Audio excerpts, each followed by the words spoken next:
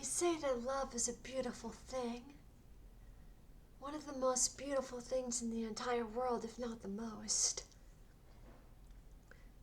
But what some people may not realize is that it can also be highly poisonous, both mentally and physically.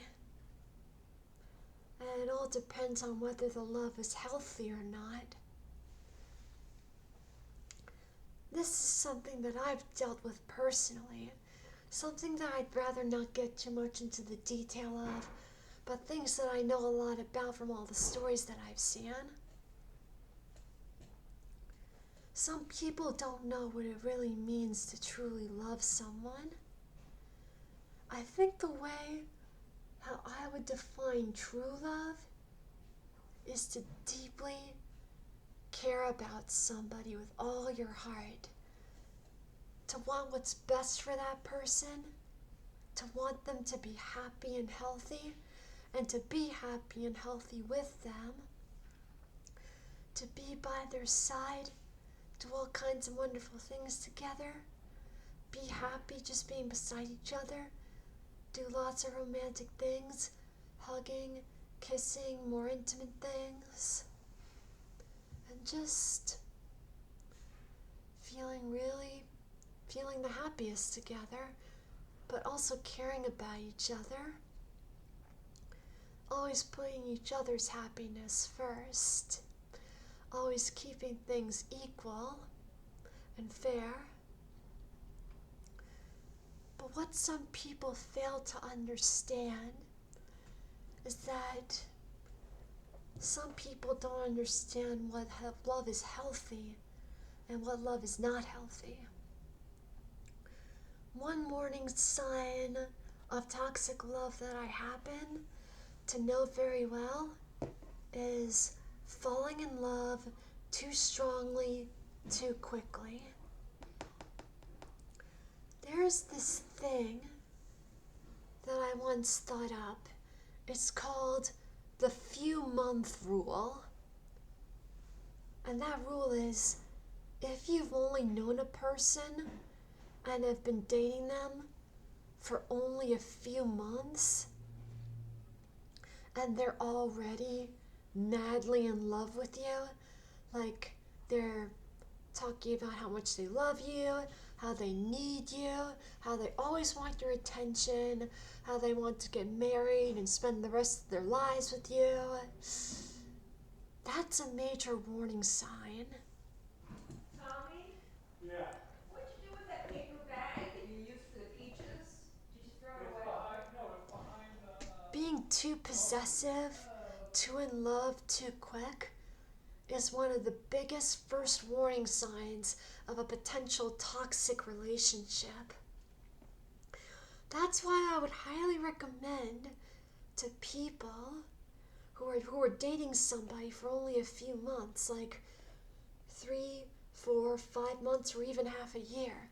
They've really got to be careful with people who are overly attached to them like that in so little time, because quick and strong feelings like that can get very dangerous and volatile, could lead to a lot of trouble.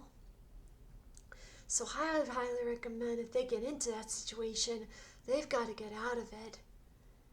If they find someone who loves them too much too quickly, they've got to get away from them, because that's extremely unhealthy. The best kind of love comes slowly and gradually. Truly, deeply getting to know someone at a slow, even, mentally gentle pace.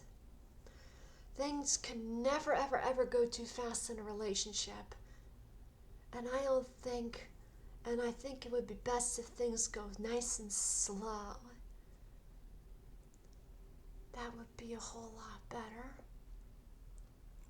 The slower a relationship progresses, the better, because you have better, more precise, and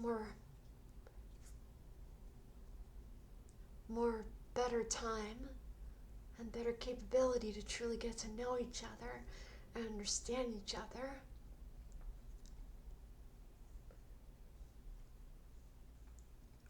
Another thing is possessiveness and neediness.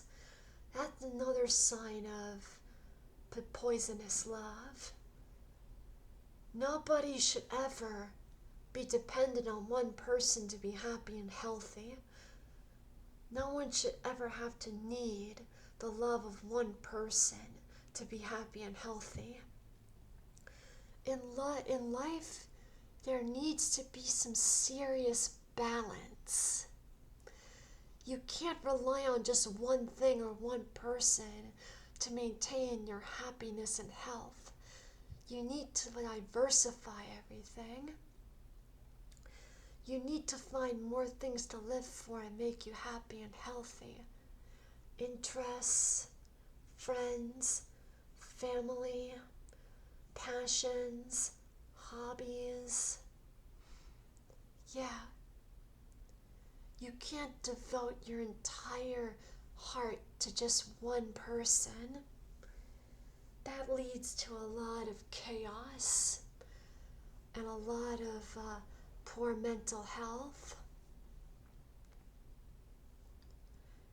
I mean, what if that person was no longer happy in the relationship? What would happen? Would you be extremely desperate to make them hang on? Well, I really gotta say, that's not the right thing to do. What you have to understand is, if a person is truly unhappy and unhealthy in a relationship, it's not a good thing.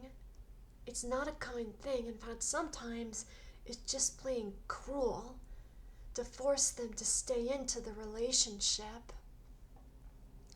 There's a saying, if you love something, set it free.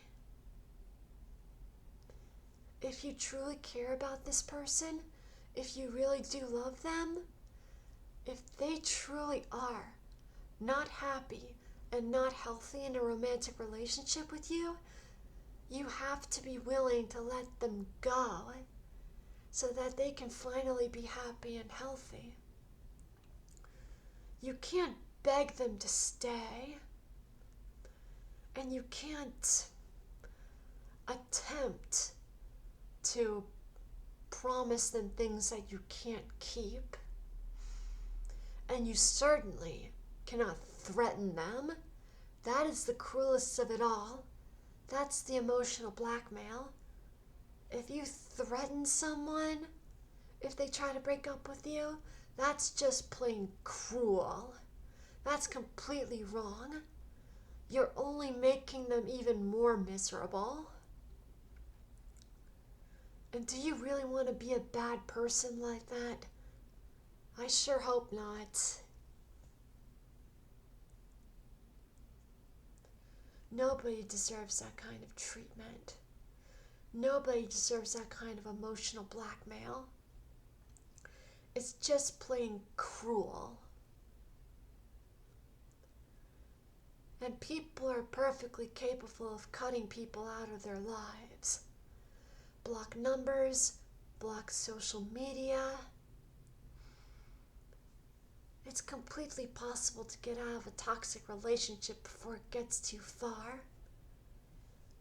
I know it may sound scary, but facing that fear is a lot better than having to face a miserable relationship that you don't want.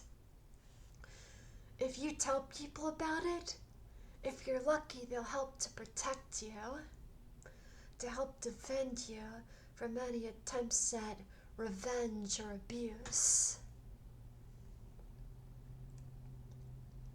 But whenever you're unhappy in a relationship, you've got to think about what's best for yourself. And if that person truly does care about you, they'll understand and let you go.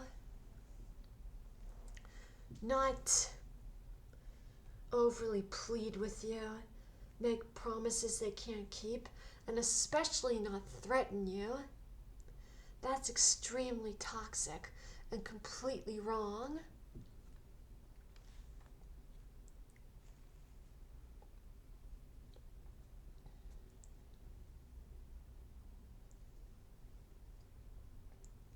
I have seen a lot of stories about toxic relationships.